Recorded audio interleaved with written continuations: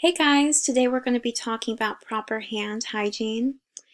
And proper hand hygiene is important to prevent the spread of diseases and bacteria.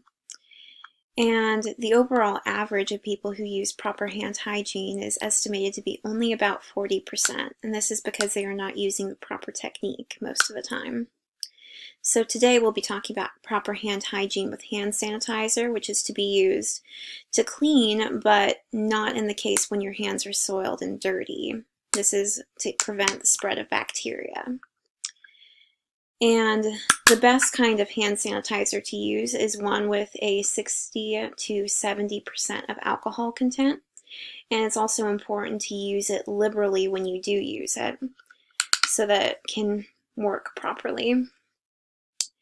So here goes. And the proper technique is first to rub it all over the palm of your hand and then get the back of your hand, making sure to get in between the fingers because that's where bacteria like to live, and get the back sides of your fingers really well in a technique like so, not forgetting to get the thumb, and it helps to go in a circular motion to properly sanitize. And also remember to try to get under your fingernails if possible because that's also a place where bacteria like to live. And then once you're done, just let them dry. The whole process should take only 20 to 30 seconds long.